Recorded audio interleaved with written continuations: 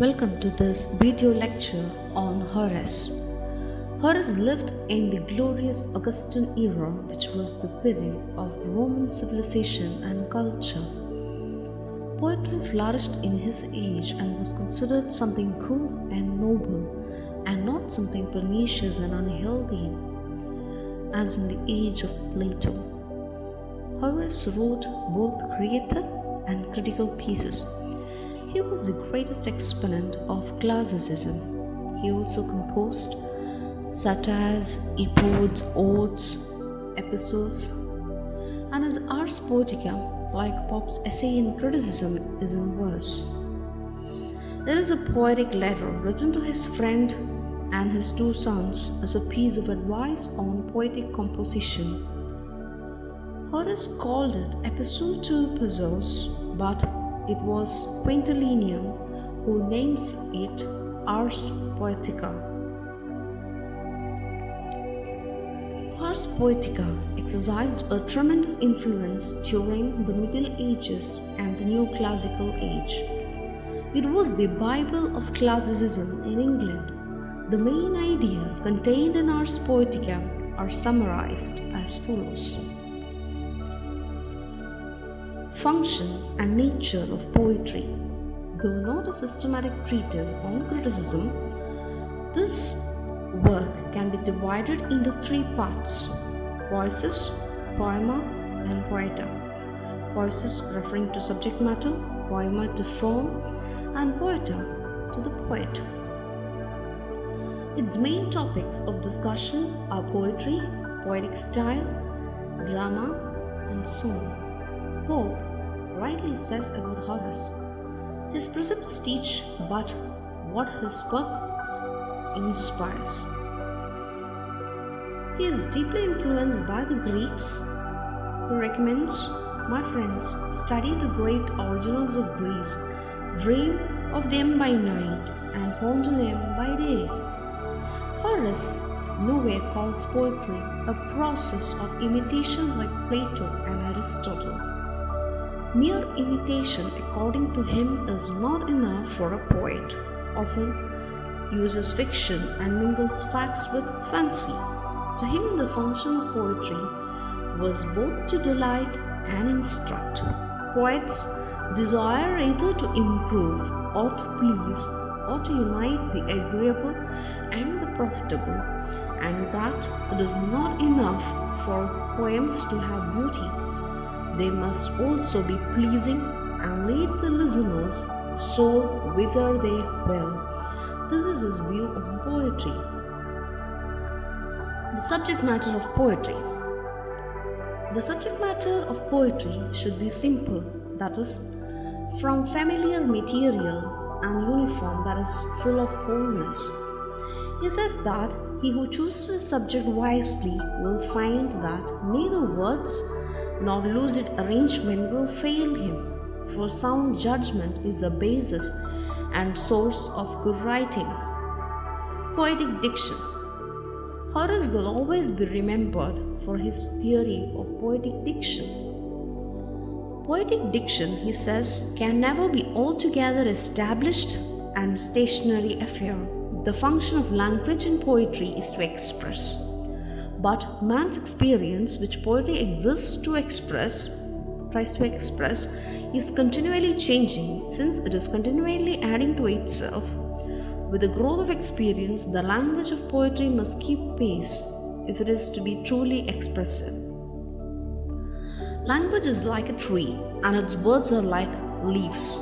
As the years go on, old leaves fall and new leaves take their place, but the tree remains the same.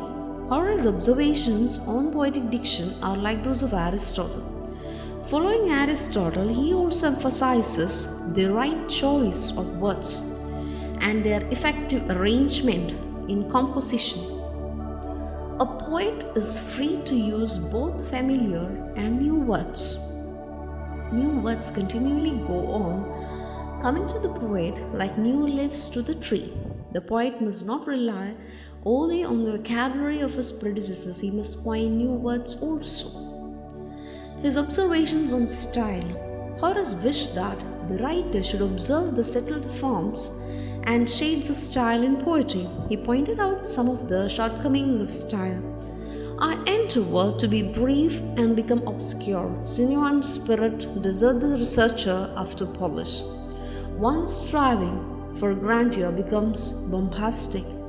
Whosoever is excessively cautious and fearful of the tempest crawls along the ground, and he who earns after too prodigal a variety in his theme, he paints a dolphin in the forest or a wild boar amid the waves.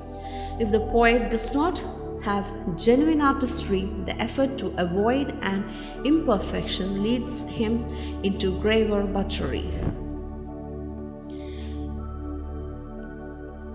Meters and their appropriateness.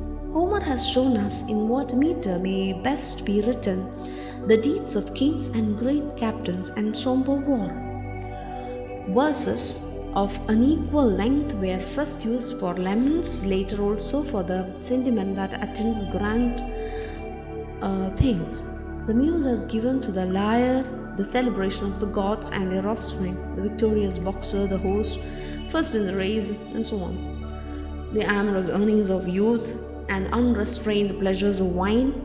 If one does not know and cannot observe the conventions and forms of poems, he does not deserve to be called a poet, according to Horace. Comic material, for instance, is not to be treated in the verses of tragedy. Similarly, it would be outrageous to narrate the feast of Tyzis in verse proper to common daily life and almost to comedy. Sincerity of the emotion. It is not enough for poems to have beauty alone. They must also be pleasing and lead the listener's soul whither they will.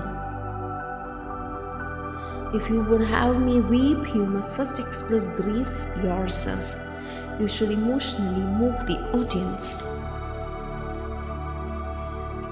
Views on drama. In Horace Poetica, the treatment of drama is very clear. No systematic theory of drama is presented on a larger basis, though only fragmentary and casual views are expressed. Example, either follow tradition or invent a story which is consistent, but the conventional features of traditional characters should be preserved. If in your tale you represent the renowned Achilles, let him appear restless, passionate, inexorable, and dauntless as the convention. If you commit a new theme on the stage and venture to create a new character, the first impression be preserved to the end, and let his nature be consistent. Let not media murder her children in front of the audience, nor impious artists cook human flesh in the public, nor Proxene be changed into bird. Let a play be neither shorter nor longer than 5 acts, and let no god intervene unless some problem arises that demands to be solved. Like Plato, Aristotle, he also does not actually support Deus Machina. The number of actors should not be more than 3, and the chorus should form an integral part of the action, and its songs should advance and subserve the interest of the plot. Let it support the good and give them kindly counsel, restrain the wrathful and favor those who fear to sin. Let it praise the fare of simple table, salutary justice and law, peace with open gates. This is a function of the chorus. Horace studies drama under 3 heads: plot, characterization, and style. Plot should be borrowed from familiar material. The chorus should be an integral part of the plot, and characters should behave consistently and naturally. Iambic pentameter. Iambic meter was most suitable for drama. Dramatic speech should observe propriety. It should suit the character, its sex, its age, its station in life, its circumstances, its moods, and so on. A god will speak differently from a mortal, a man from a woman, an aged man from a hated youth, a prosperous merchant from a poor farmer, a man in grief from a man in joy, an angry fellow from a playful one. So if you utter words ill-suited to your part, I shall either doze or smile. In all this, Horace closely follows Aristotle. And in most of the views expressed on drama, we find Aristotle being repeated again and again. Thank you.